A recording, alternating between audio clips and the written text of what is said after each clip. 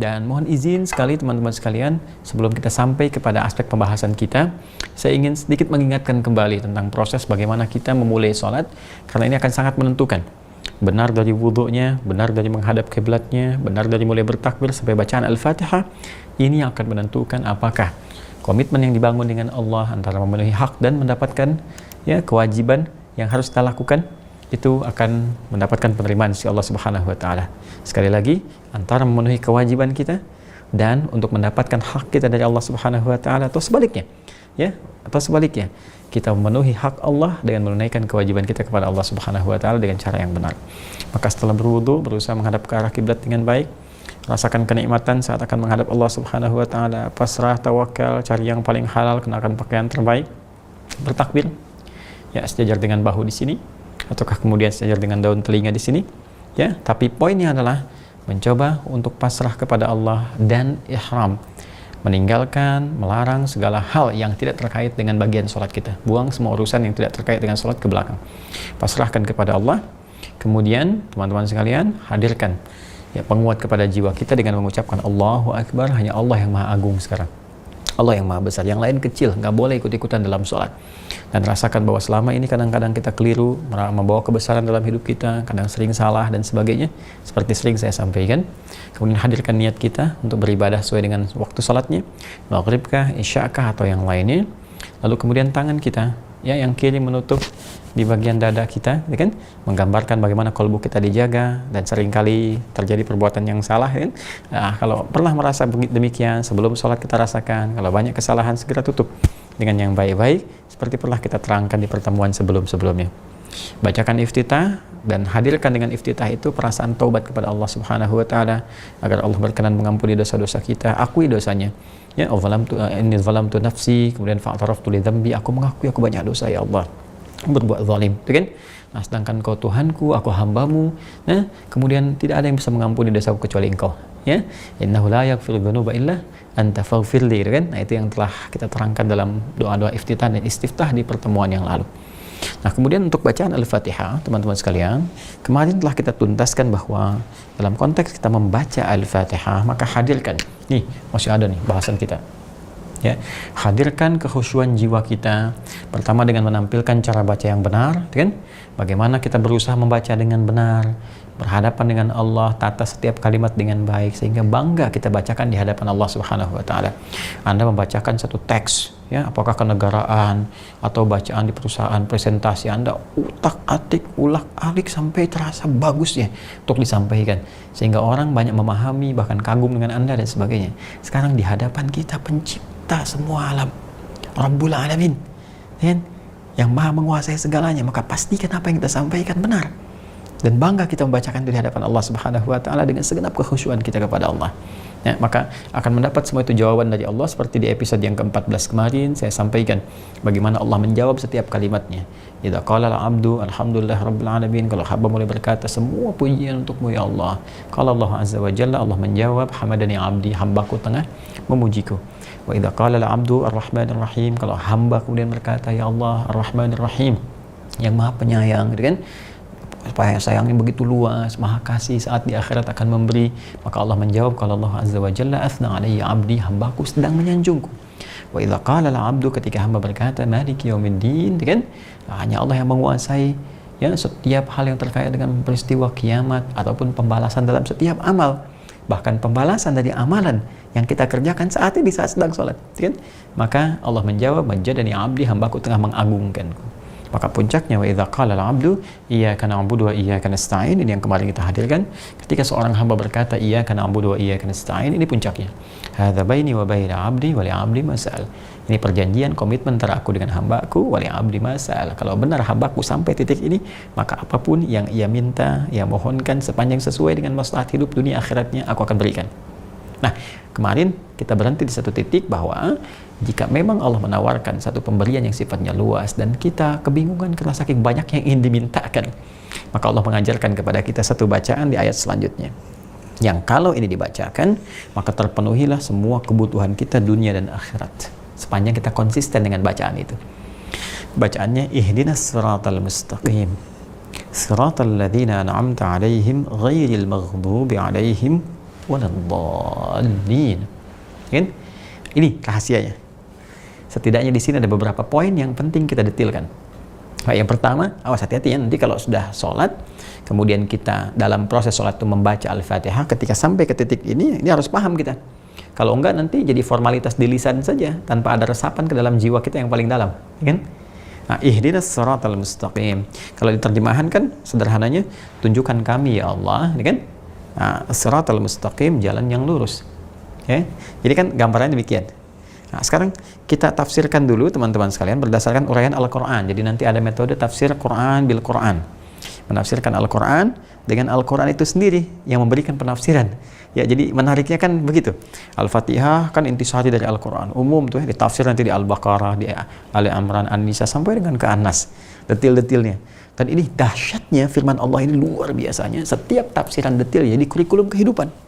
Dan selalu menyambung dan aspeknya luas sekali. Bahkan nanti merinci setiap tata kehidupan kita ada di situ semua. Ya? Dan nanti semua apa yang kita kerjakan dalam kehidupan ini teman-teman sekalian diberikan petunjuk oleh Allah Subhanahu wa taala, yang dengan petunjuk itu semua pekerjaan kita menjadi mudah untuk dilakukan, menjadi berkah, menjadi gampang mencapai ketujuan dan mendapatkan gerbang kesuksesan serta kebahagiaan yang terjamin. Ya, dari Allah Subhanahu wa taala.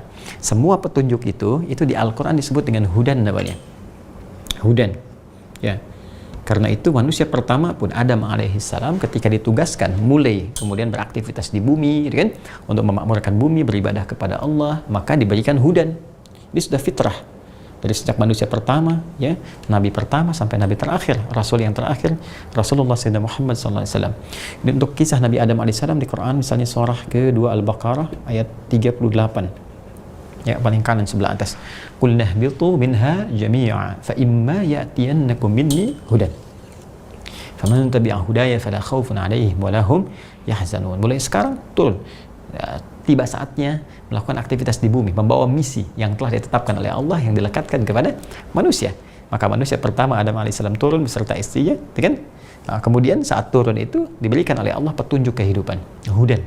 Ya, hudan inilah yang kalau kita kerjakan, kalau kemudian kita komitmen dengan itu, fala khaufun 'alaihim wa lahum yahzanun, maka semua tugas yang akan dijalani di muka bumi itu Allah jamin, la khauf 'alaihim, tidak akan pernah mengalami kegelisahan, selalu tenang.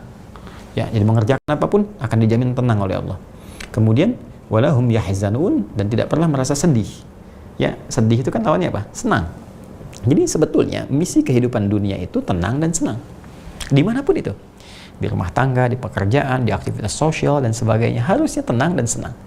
Dan fitrah hudan ini nanti di setiap generasi, karena nanti Adam Hawa menyatu kembali. Kemudian di situ mulai melahirkan keturunan yang menyebar. Quran surah keempat An-Nisa, mukaddimahnya ayat yang pertama, ya ayyuhan nasu taqu rabbakumul ladzi khalaqakum min nafsin wahidah Adam wa khalaqa minha zawjaha Hawa wa batta minhuma rijalan katsiran wa nisaa.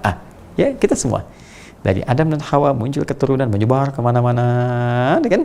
Nah, nanti penyebarannya didetilkan di Quran surah ke-49 Al-Hujurat, ya, di ayat yang ke-13, ya ayyuhan nas. Jadi di An-Nisa ayat 1 ya ayyuhan nas, ini Al-Hujurat ayat 13 ya ayyuhan nas.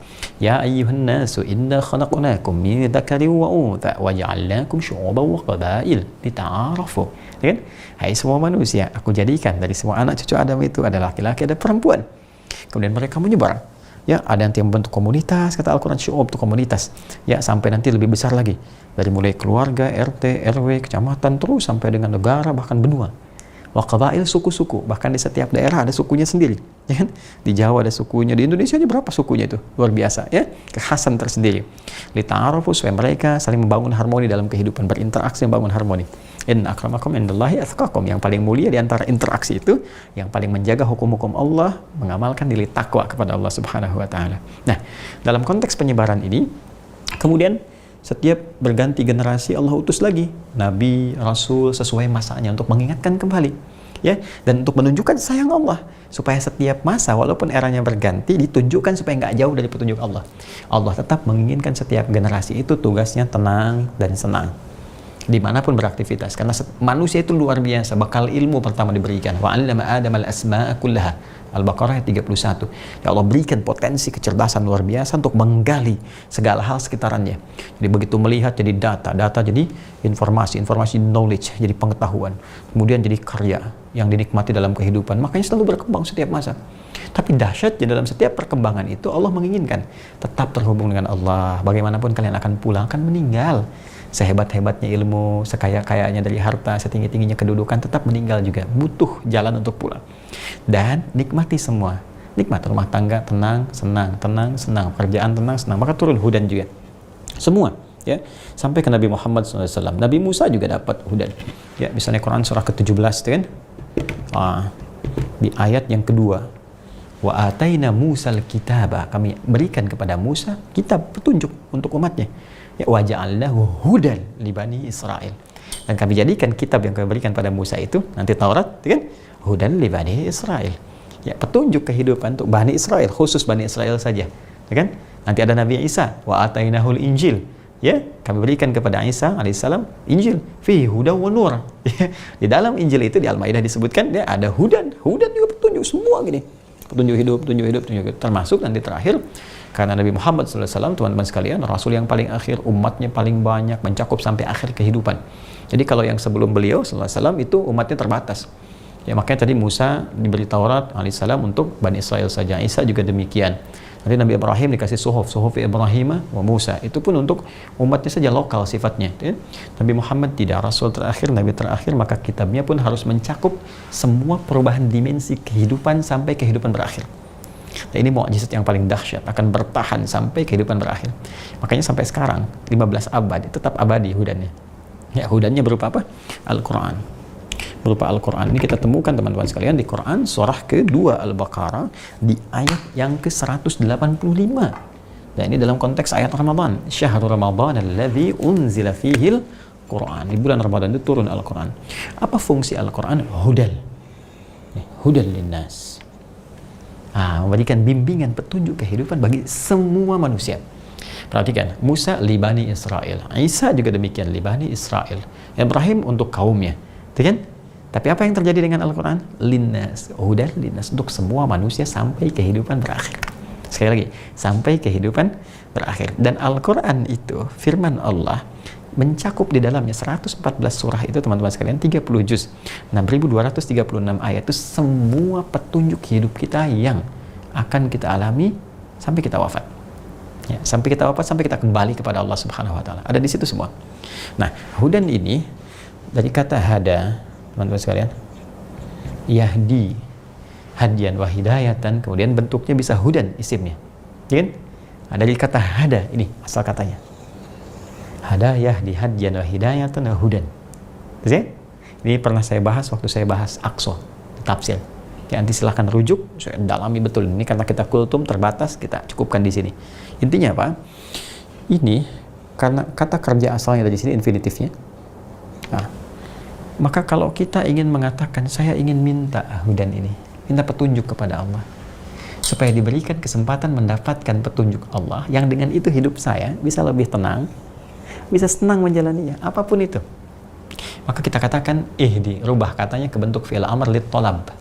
Ya, kalau kita minta dari bawah ke atas itu permintaan yang lembut halus. Maka kita katakan ihdi itu minta hudan, minta petunjuk. Ya. Nah, maka karena kita meminta bukan untuk kita pribadi saja. Ya, kita seorang anak punya ayah, punya ibu, ya, seorang ayah punya anak, punya kerabat, punya teman dan sebagainya.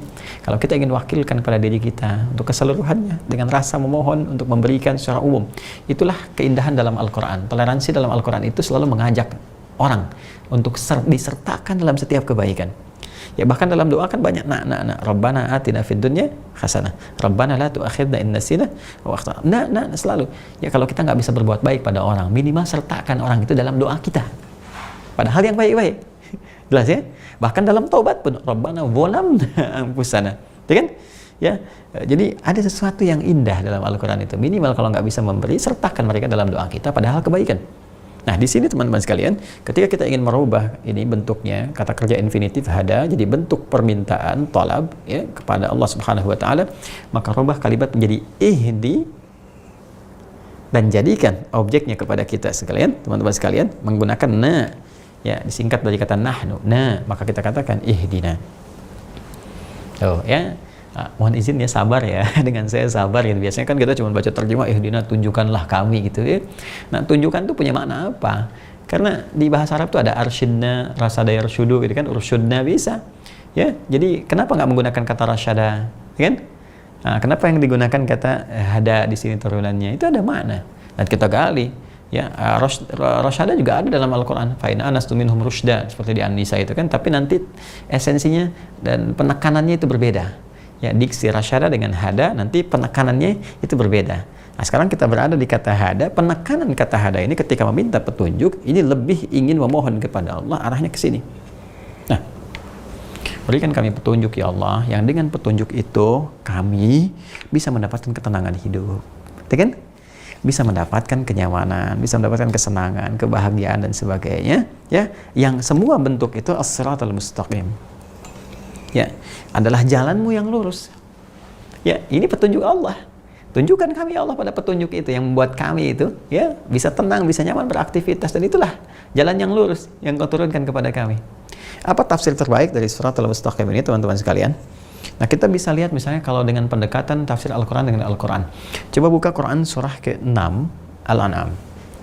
Ya, Quran surah ke-6 Al-An'am. Saya hapus dulu ya, teman-teman sekalian. Insya Allah nih, spidol menemani sampai episode ke-15, sampai mau habis ya. Ya, sampai admin lupa gitu. Mana ini? Siapa yang bisa ngasih? Ya, bismillah, coba mana? Jazakallah khair, kasih banyak ya. Semoga Allah muliakan antum. Baik. Nah, teman-teman sekalian, lihat sini Quran surah ke-6 Al-An'am. Oke? Al-An'am. Nah, di ayat yang 153. Kemudian urutkan ke 152. Ya, 151. Urutkan begini. Kita mulai dengan yang ini dulu. Ini kan siratal mustaqim kan? Ihdinas siratal mustaqim, tunjukkan kami ya Allah, itu kan, segala kemudahan, ketenangan, kenyamanan dalam hidup. Siratal mustaqim berupa jalan yang lurus darimu. Ya, kalau kita mau balikin, tunjukkan kepada kami, bimbing kami ya Allah, jalan petunjuk yang lurus darimu itu yang membuat kami hidup ini senang dan tenang. Jelas ya? Ambil ini ya. Nah, apa yang dimaksud siratal mustaqim ini? Membuat kita bisa tenang, nyaman, enak hidup dan sebagainya. Balik ke sini. Wa anna hadza sirati mustaqima fattabi'uhu. Quran surah ke-6 Al-An'am ayat 153. Wa anna hadza, dan inilah kata Allah, inilah sirati, ya, jalanku. Itu ke mustaqima, yang lurus. Di sini kita minta ihdinas siratal mustaqim, tunjukkan kami ya Allah jalanmu yang lurus itu, petunjuk yang benar itu, sehingga kami bisa hidup dengan tenang, dengan nyaman, dengan enak dan sebagainya di setiap tingkatan kehidupan kami. Maka kata Allah dijawab, anna hadza, dan inilah ini nih, ya, siratal mustaqim, jalan yang lurus itu yang punyaku yang ini. Ya kan? Ya, fattabi'uhu, maka ikuti itu. Nah, ketika kita minta, Allah kasih, nih jalannya, ikuti. Wala tattabi'us subula, jangan ikuti jalan-jalan yang lain, hati-hati. Ya, makanya ada mufasir yang menggambarkan begini, nih, jalan Allah yang lurus, kan? Ikuti, jangan belok-belok nih. Belok sini, belok sini, belok sini, belok sini. Ya kan? Maka fatafarraqu bikum, itu bisa terpencar-pencar, kalian tersesat nanti untuk balik. Nah, sekarang pertanyaannya, apa realnya bentuk jalannya itu? Untuk mengetahui ayat 153 ini, wa anna hadza, balik ke sini 152, 151. Ya. Puncaknya mulai dari sini. Yuk kita tuliskan ayatnya. Nah, kalau kita turunkan di sini, teman-teman sekalian, qul, kata Allah Subhanahu wa taala kepada Muhammad sallallahu alaihi wasallam, ta'alu, kan? Qul ta'alu atlu ma harrama rabbukum, kan? Alaikum. Ini dia poinnya. Ya.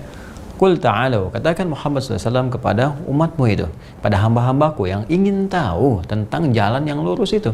Ya, tentang petunjukku itu yang aku sampaikan, wa anna hadza sirati mustaqima, kan? Yang kalian bacakan di surah Al-Fatihah itu, ihdinas siratal mustaqim. Seperti apa jalannya itu? Maka katakan kepada mereka, datanglah ke sini. Ya, ta'alu, sini. Nah, jadi seakan-akan memberikan kesan kepada kita, walaupun ayat ini kan diturunkan untuk memberikan pesan kepada orang-orang di masa Rasulullah SAW, tapi kaidah asbabun nuzul mengatakan al-ibratu bi umumil lafzi la bi khususis sababi. Ibrah, satu hukum, satu hikmah, satu gambaran, pelajaran itu tidak dikhususkan pada satu kejadian sepanjang lafaznya itu bersifat umum. Jadi kalau lafadznya umum, tidak ada takhsis, nggak ada pengkhususan pada umat itu saja atau pada nabi saja, maka dia hukumnya dan hikmahnya bersifat umum. Seperti doa misalnya dalam suasana haji kan, wa minhum may yaqulu rabbana atina fid dunya hasanah wa fil akhirati hasanah wa qina adzabannar. Al-Baqarah 201 itu kan. Itu kan asalnya doa haji, tapi lafadznya umum. Karena itu seringkali kita bacakan dalam berbagai hal kesempatan. Ya karena sering dibacakan sampai orang menyebut dengan doa sapu jagat, kan? Baik. Nah, kembali ke sini teman-teman sekalian. Ya, maka ayo sini yang pengen tahu jalannya Allah ke sini. Yang pengen tahu petunjuk supaya kalian hidupnya senang, tenang, nyaman dalam kehidupan sini. Ya, atlu ma harrama rabbukum 'alaikum. Aku akan bacakan pada kalian ketentuan hukum-hukum Rabb. Ya, Tuhan yang merawat kita, menyayangi kita. Ini akan dibatasi oleh Allah. Ini aja nih. Ya, ini aja, dan ini sangat sederhana. Ini rumus yang sangat dahsyat dalam fikih, dalam kaidah fikih teman-teman sekalian. Saking sayangnya Allah, ya, Allah menjaga kita, memberikan yang terbaik pada kita, yang mengandung maslahat dan menjauhkan kita dari segala yang berbahaya. Menjauhkan kita dari segala yang berbahaya, itu yang disebut larangan namanya, nahyi. Jadi kalau Allah melarang kita dalam bentuk pengharaman, itu cara memandangnya bukan menjadi beban, tapi cara pandangnya ada sesuatu yang berbahaya di balik yang haram ini. Ya, ada sesuatu yang membahayakan untuk kita, ada sesuatu yang sangat dahsyat akibatnya yang berbuat buruk untuk kita. Karena itu Allah larang, karena sayang. Kalau nggak sayang dibiarkan. Itu cara pandangnya. Sebaliknya kalau ada sesuatu yang ditekankan, diwajibkan, ada kebaikan, saking sayangnya Allah jadi wajib untuk kita, dipaksa kita dapat kebaikan itu. Ya, larangan juga begitu, dipaksa kita untuk keluar dari keburukan itu. Makanya hukum mengerjakan larangan. Kenapa ada dosa di situ? Untuk menguatkan diri kita untuk menjauhi. Ya, mudah bagi Allah mengatakan, ya, terserah kamu kalau pengen silahkan saja. Tapi rahman Allah mendahului ya segala hal yang terkait dengan murkanya. Sayang Allah, kasih Allah, itulah ya Rahman. Kalau nggak sayang nggak mungkin dijaga. Karena itu di sini ada prinsip teman-teman sekalian. Sebetulnya yang dilarang itu sedikit, yang diharamkan itu sedikit. Ya, yang lain itu silahkan. Nah, ketika kita mampu menjauhi yang dilarang ini, yang jelek-jelek ini, maka kebaikan akan datang. Rumus hidup kan begitu. Ya kan? Selalu berlawanan. Quran surah 51 ayat 49. Wa min kulli syai'in khalaqna zawjaini la'allakum tadhakkarun. Semua hal dalam kehidupan itu berlawanan, berpasangan. Punya pasangan supaya kamu sadar hanya Allah yang tidak punya pasangan. Karena itu ada laki-laki, ada perempuan, ya. Kemudian ada apa lagi misalnya, ada jantan, ada betina, putik, benang sari, ada tua, ada muda, siang, malam, semua bahkan ke sifat. Nah, dalam sifat ada baik, ada buruk. Artinya apa? Kalau kita terbiasa meninggalkan yang buruk, maka yang baiknya akan naik. Kalau orang terbiasa meninggalkan yang baiknya, maka yang buruk akan naik. Kalau nggak percaya silakan. Orang bergaul dengan yang salah, yang soleh ditinggalkan, maka semua kata-katanya salah. Kan? Kosakatanya buruk. Bahkan bicara baik pun jadi aneh. Ya, orang biasa misalnya di lingkungan yang kotor, yang jelek, yang apa, yang banyak maksiatnya, jarang ketemu orang assalamualaikum, jarang. Sebaliknya misalnya, orang rajin ngaji, rajin taklim, nggak akan mungkin berkata-kata yang kotor. Ya, kenapa? Karena baiknya biasa. Karena itu rumus untuk menjadi baik sebetulnya sederhana. Tinggalkan yang jeleknya. Ya, karena itu yang jelek ini saat ditinggalkan dikasih hukum haram. Jadi yang haram ini ketika diharamkan ingin membuat kita baik, begitu cara menilainya. Ya, pengertian terbalik mafhum mukhalafahnya demikian. Jadi ketika kita mendapatkan larangan dari Allah berhukum haram, bukan olok-olok, jangan mengolok-olok. Kebiasaan orang-orang dulu tuh ada yang mengolok-olok, yang suka mengolok-olok perintah Allah. Ya, awas ada hati-hati betul dengan kebiasaan-kebiasaan semacam ini. Haram ya, tapi enak ya. Nah, itu sesuatu yang salah gitu. Ya, sesuatu yang tidak tepat. Kalau itu kembalikan kepada pemahaman ini, lalu kita terapkan di sini.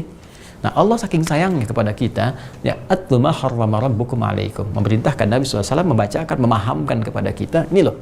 Ini yang diharamkan oleh Allah kepada kita semua. Cara bacanya dengan cara pandang tadi. Yang dengan mengharamkan ini artinya melarang yang jelek-jelek. Kalau yang jelek-jelek ini sudah kita tinggalkan, maka lawannya yang baik-baik, yang bagus-bagus itu akan datang secara otomatis.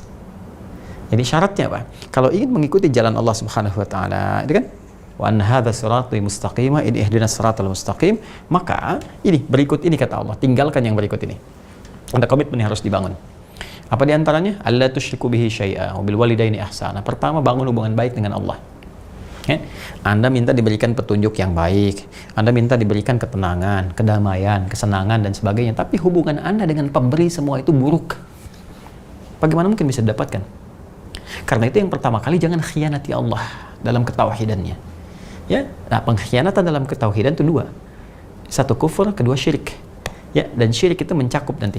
Ya, syirik itu mencakup pada segala hal yang bertentangan dengan mengesahkan Allah Subhanahu wa taala. Inna syirka la dzulmun azim. Syirik itu sesuatu yang sangat besar. Makanya kata Allah, la tusyriku bihi syai'a. La tusyriku bihi syai'a. Pertama, jangan syirik.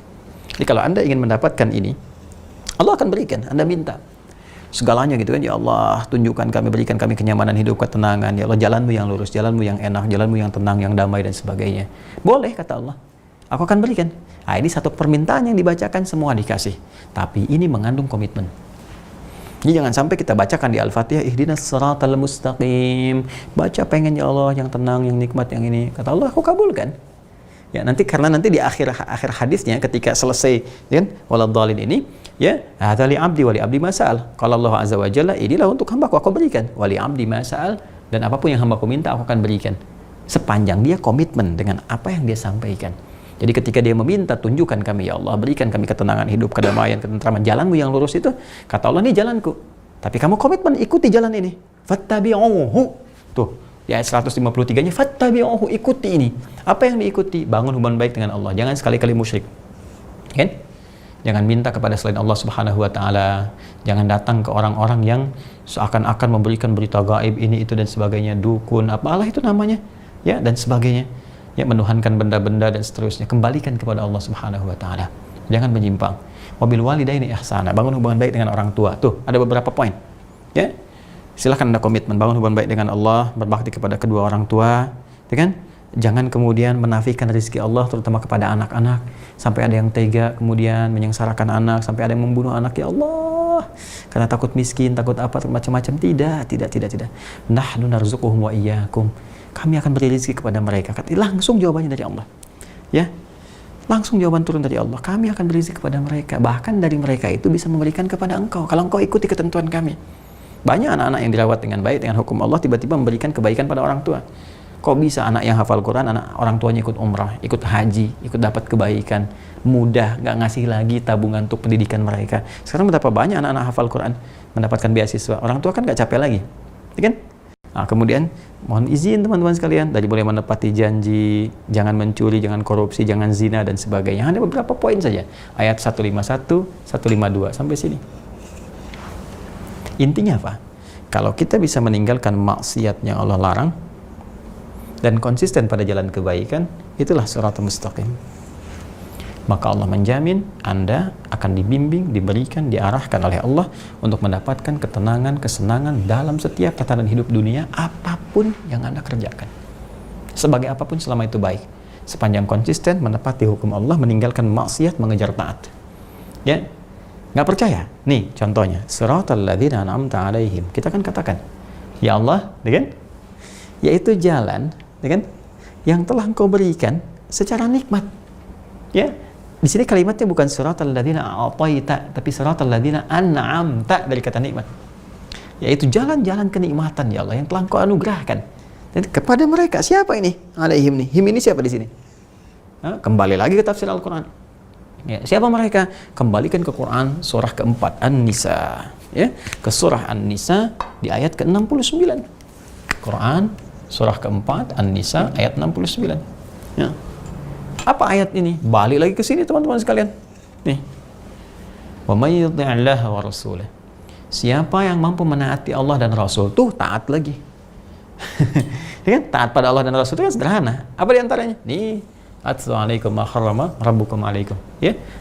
Ini dia, qul ta'alu atlu ma harrama rabbukum alaikum. Ini bentuk ketaatannya. Taat kepada Allah itu sederhana. Tinggalkan maksiat-maksiat, jadilah pribadi yang baik. Kerjakan perintah, jauhi maksiat. Tingkatkan taat, hindarkan maksiat. Begitu dilakukan, ya. Ini, wa may yuti'illaha war rasul. Siapapun, secara personal, wa man ismun mausul yadullu 'alal fardiyatil 'ammiyah. Kata sambung konjungsi menunjuk pada satu objek atau bahkan subjek yang sifatnya personal tapi umum. Seakan mengatakan bahwa kalau Anda pengen tahu nih yang pernah diberi nikmat oleh Allah, ya kan? Maka ini tawarannya semua bersifat personal, kesemuanya, dan terbuka untuk umum. Jadi seakan-akan ayatnya untuk kita. Kamu pengen? Ada hidayat. Atau Anda, siapapun. Anda, saya, kita pengen. Caranya gampang. Taati Allah dan Rasulnya. Bagaimana menaatinya? Ini dirinci di sini. Tinggalkan semua yang dilarang supaya kita jadi baik. Salah tinggalkan supaya solehnya muncul. Lalu konsisten dengan kesolehan itu. taat namanya, taat pada Allah dan Rasul.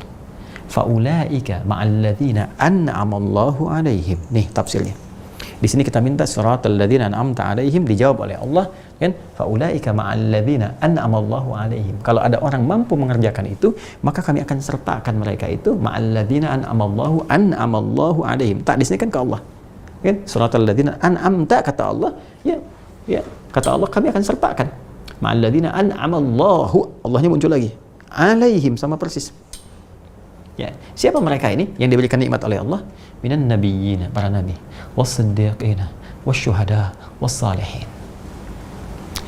Dengan para nabi yang pernah bertugas di dunia, masya Allah, ya banyak nabi-nabi dengan profesi macam-macam, nikmat hidupnya tenang, damai, dekat dengan Allah. Wah, tapi kalau level nabi tinggi, ya Allah. Ya, teruskan yang lainnya. Dan nabiyyin, was-siddiqin, orang-orang yang meyakini Allah, ya, wasyuhada, para syuhada, was-salihin, orang-orang soleh. Dan kalau kita ambil kembali ke masa Nabi sallallahu alaihi wasallam, ada semua itu.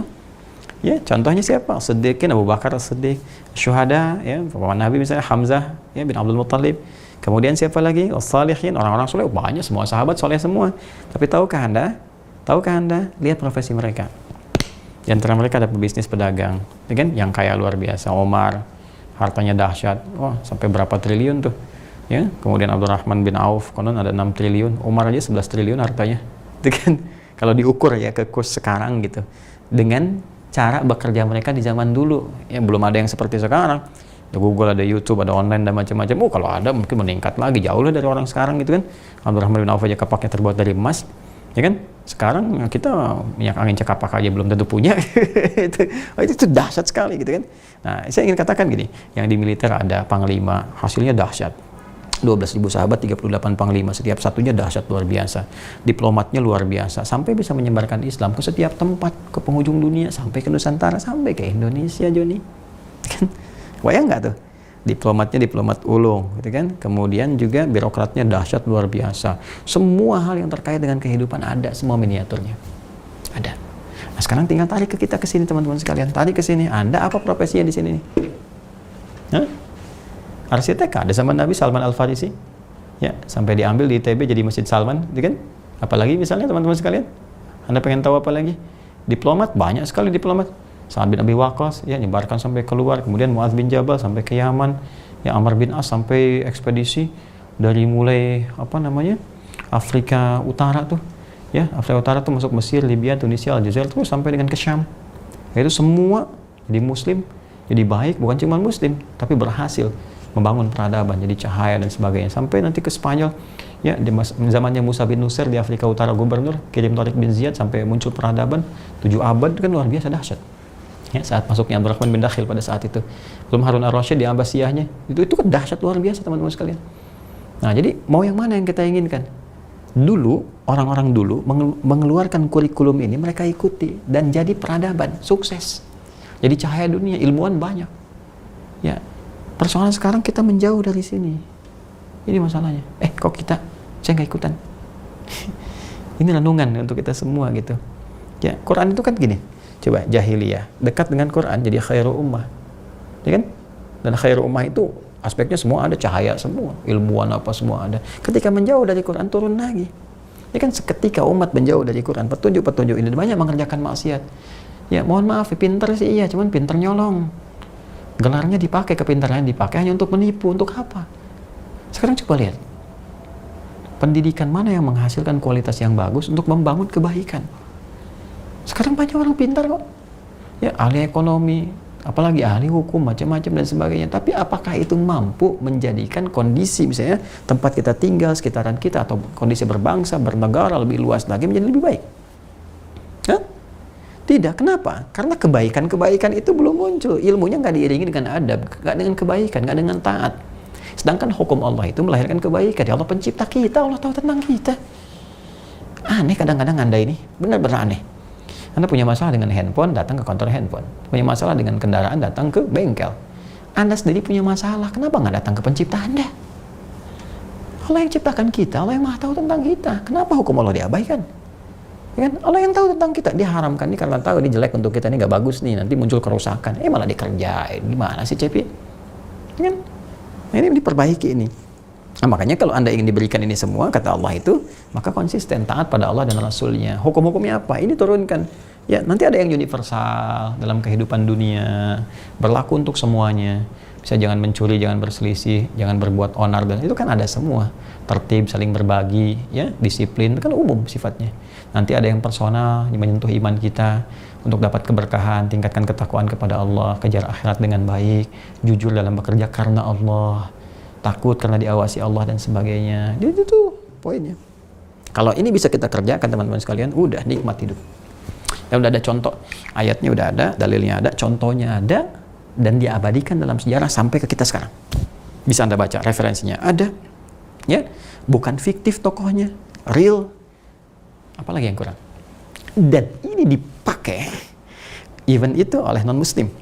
Ya, misalnya orang Yahudi banyak meriset ayat Al-Quran, hadis-hadis Nabi, mereka praktekkan, bahkan hadis tentang kiamat saja mereka yakin.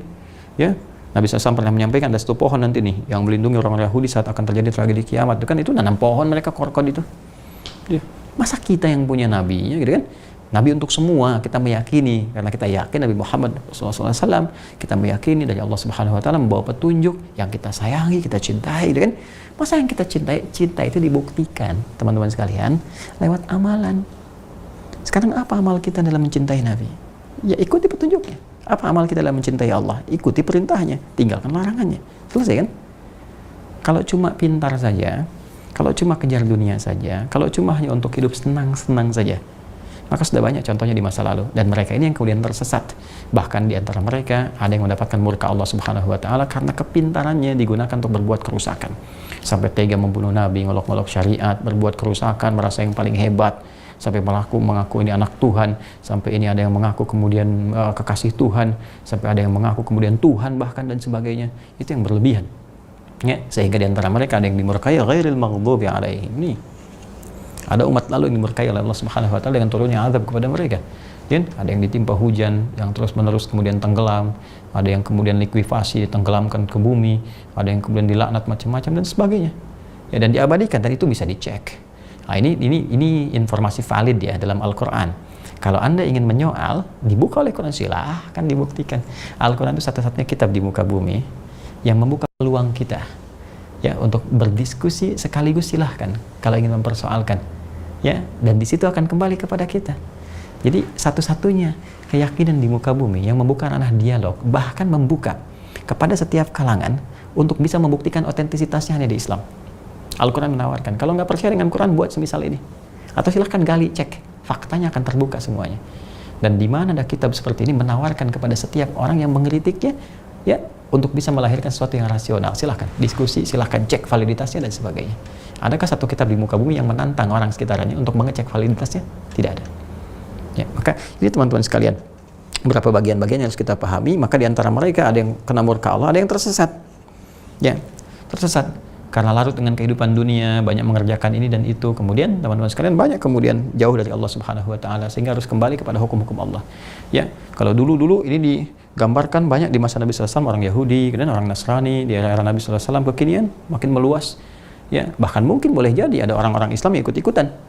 Kok bisa orang-orang Islam ikut-ikutan sampai bilang semua agama sama, sujud pada Tuhan yang sama, sampai mencela orang yang menggunakan ketaatan kepada Allah, orang tahajud dicela, orang mau sempurnakan jilbab dicela dan sebagainya. Ini siapa? Kan? Nah, itu dia.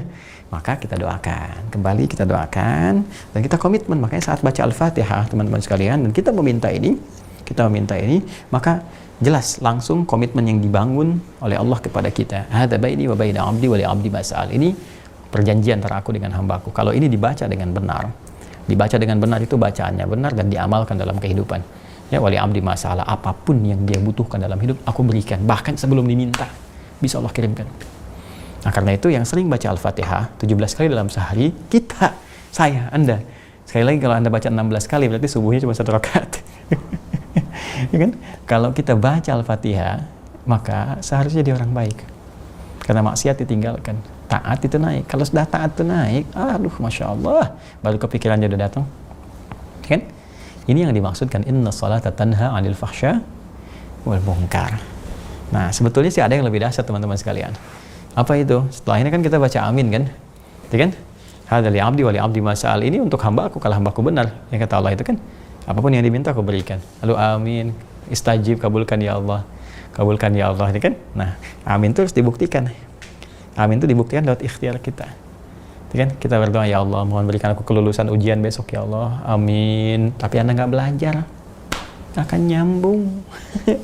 Tetap terus belajar, nggak mungkin Anda malam cuma begadang, apalagi berbuat maksiat macam-macam misalnya, nggak jelas, nggak pernah belajar, sholat juga nggak, terus pengen lulus, nggak aneh tuh. Tetap harus ikhtiar. Sama juga ini, amin nggak cukup dengan amin. Amin iya sebagai doa ketaatan, berikan pahala, tapi kalau pengen dapat, buktikan lewat ikhtiar. Setelah amin itu tunjukkan kepada Allah, jauhi maksiat, berubah lebih baik dari ujung kepala sampai ujung kaki. Jelas? Nanti setelah itu bahkan Allah menawarkan rincian. Apa pengen dirinci mintanya? Kebutuhan kamu yang sekarang ya mungkin ada yang misalnya mau tes ya pekerjaan, ada yang pengen misalnya teman-teman terkait harta benda, ada yang pengen akhirat, ada yang pengen kelancaran dalam berumah tangga, ada yang pengen keturunan, macam-macam. Boleh, ada caranya ya. Setelah baca Al-Fatihah ini langsung loh dalam sholat, nggak sadar ya, jarang dibaca ya, jarang dipraktekkan ya, ada caranya. Gimana caranya? Itu nanti akan didetilkan di Mila. Anda masuk ke Mila. Semoga Allah kabulkan, semoga Allah muliakan kita. Allahumma taqabbal minna innaka antas samiul alim wa tub alaina innaka antat tawwabur rahim. Allahumma ihdinas siratal mustaqim, siratal ladzina an'amta 'alaihim ya Allah, 'alal ladzina an'amta 'alaihim minal nabiyyin was-siddiqin wasyuhada'i was-salihin wa hasuna ulaika rafiqa. Rabbana atina fid dunya hasanah wa fil akhirati hasanah wa qina adzabannar. Wa sallallahu ala sayyidina Muhammad wa ala alihi wa sahbihi ajma'in. Wa akhiru da'wana subhanakallahumma bihamdika nasyhadu an la ilaha illa anta nastaghfiruka wa natubu ilaik. Walhamdulillahirabbil alamin. Assalamualaikum warahmatullahi wabarakatuh.